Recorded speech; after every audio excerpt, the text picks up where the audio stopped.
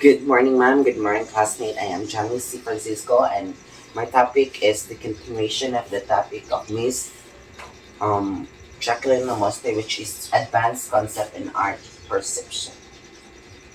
So, now begin. Framework in Art Perception. So, framework in art perception refers to structured approaches and tools used to analyze, understand, and interpret works of art. So these framework provide a systematic way to explore various aspects of an artwork, from its normal, from its formal elements to its cultural context. So first, let's tackle about the Gestalt theory. So Gestalt psychology emphasizes that humans naturally perceive visual elements as organized patterns or wholes, rather than as separate parts. This theory suggests that our brain are wired to look for patterns, symmetry, and balance in artwork. So Gestalt theory is like a detective mind, always searching for patterns and connection. So instead of seeing these things as separate parts, our brains naturally try to group elements together to create meaningful wholes. So next will be the semiotics. So semiotics or study of signs and symbols is crucial to understanding art perception. So every culture has its own set of symbols that hold particular meanings, which influence how viewers interpret artworks. So semiotic is like a detective guide to understand the hidden message of art. It's about figuring out how artists use symbols, colors, gestures, and even sounds to create meaning. Every culture has its own secret language of symbols, so understand these codes help us unlock the deeper layers of meaning in artwork and connect it to the world around us. So, second will be the visual perception and cognitive psychology. So, visual perception is how the brain processes and makes sense of the information received through the eyes. Cognitive psychology explains how we not only see art but also how we interpret and assign meaning to it based on past experiences, emotion, and learned patterns. So there are two I mean, there are two examples of perception. So first is a depth perception. So when we look at the two-dimensional artwork, our brain interprets depth cues such as shadow, perspectives, and sign to create an illusion of, of dimensionality. Artists exploit these techniques to manipulate how we perceive space and distance. So, deep perception is our brain amazing ability to make flat image feel like they have depth, like we actually standing in a real scene. It's like a magic trick.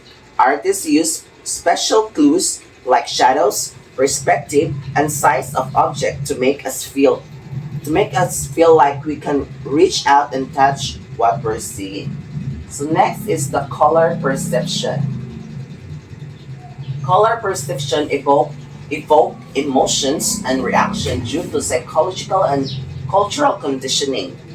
Warm colors like red, yellow, orange tend to excite or stimulate viewers. So while cool colors blue, green can create a calming effect. So color perception is more than just seeing pretty hues. It's about how color make us feel. We've learned to associate certain colors with specific emotion, like the warmth and excitement of red of the calmness of blue. So next would be the cultural relativity in art perception. Culture has a significant influence on how we perceive and interpret art. What is seen as beautiful, meaningful, or valuable in one culture might not be viewed the same way another. Cultural relativity suggests that we must approach art with understanding of the cultural context in which it was created. So, in ethnocentrism, this refers to judging another culture's art based on the standard of what one's own culture. For instance, some Western viewers may struggle to appropriate abstract or non-representational art from indigenous cultures because they expect realistic depiction in art, leading to misunderstanding of the art and intent and meaning. So, ethnocentrism in art is like judging a book by its cover, but the cover is from a different language. It means judging art from another culture based solely on the standards of your own culture without considering the unique meanings and values behind it. It's like assuming a painting from another culture is bad just because it doesn't look like an art you're used to. So next would be the influence of art movements on perception. Different art movements have shifted the way viewers perceive art through history. So first would be the Impressionism. And I know that you're familiar with Impressionism since we tackled it when we are at second year college. So Impressionism in the late 19th century, Impressionists like Claude Monet challenged traditional art by focusing on light and color rather than fine details. So this movement taught viewers to see an art in terms of mood and atmosphere rather than exact representations. So Impressionism is like capturing a fleeting moment in time, not with a camera, but the vibrant colors and loose brush strokes. So instead of focusing on perfect details, Impressionist artists wanted to show you feeling of a scene, the way light dances, and how colors shift in the blink of an eye. So next would be the Cubism. So artists like Pablo Picasso and George Baruch introduced Cubism, breaking objects into geometric shapes and showing multiple viewpoints at once. So this forced viewers to interpret how they saw the physical world and understand that art could represent more than just what meets the eye. So Cubism is like looking at the person through a kaleidoscope.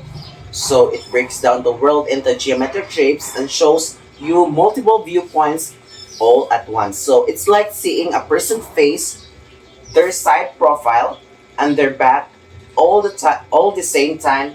In a way, and it's a way of seeing the world in a new and exciting way, where reality is broken down and reassembled into something completely new. So next would be the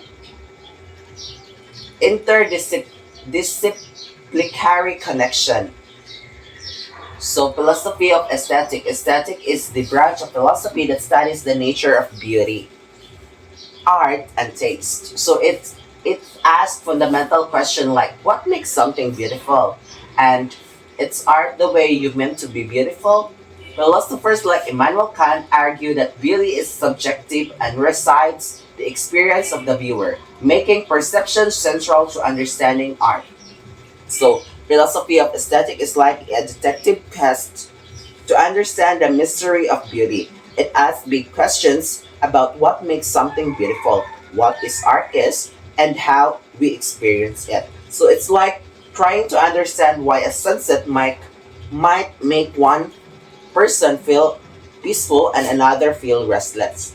So next would be the neuroscience of art perception. Recent study in neuroscience have shown that viewing art can trigger the brain reward system, releasing dopamine, the feel-good chemical. This means that our perception of art can be closely tied to biological processes, explaining why certain artworks elicit emotional or even physical reaction in viewers. So, neuroscience is showing us that our enjoyment of art isn't just matter of taste, it's actually linked to our brain chemistry. So next will be the technology and perception. So I know you're familiar with technology. So first, let's talk about the digital art. So digital art, with the rise of digital art, our ways of perceiving and interacting with art have evolved. Unlike traditional static paintings, digital artworks can be dynamic, interactive, or even exist only in virtual spaces. Argument that our virtual reality can also change how we experience and perceive art, allowing viewers to enter the artwork or interact with its elements. So, digital art is like a magic portal that takes art beyond the canvas. It's not just static paintings anymore, it can move, change, and even let you step inside. Next is social media. So platforms like Instagram or Pinterest have changed the way people view the engage with art. Art is now viewed or screens, often brief, visually curated contents. Filters and edits can also distort the original artwork, altering how it's perceived by viewers online. The fast-paced nature of digital consumption can limit the depth of engagement with a piece of art. So digital art is like a magic portal that, I mean, social media has changed how we see art, turning it into a quick scroll through a sea of image. While it makes art more accessible, it can also lead to shallow engagement, with filters and edits altering our perception and fast-paced scrolling limiting our time to truly appreciate the artwork. Next would be the critical perception and bias. So, our perception of art can be influenced by unconscious biases, including those related to race, gender, or political ideology. So, first, let's talk about gender bias. Historically, female artists have been excluded from major art movements or dismissed by critics. Feminist arts like criticism seeks to address how the perception of woman art has been influenced by patriarchal biases. So, gender bias in the art world means that women artists have often been treated unfairly compared to men. Historically, they've been excluded from important art movements. Their work has been dismissed by critics, and their achievements have been overlooked. Next is political bias. Political ideology can also influence how we perceive certain works of art. For instance, socially or politically changed artwork by Banksy street art might be interpreted differently depending on the viewer's political beliefs or social values. So, political bias in art is like wearing a pair of colored glasses. Our own political beliefs can influence how we see and understand art, especially when it tackles social and political issues. So, that could be all. Thank you.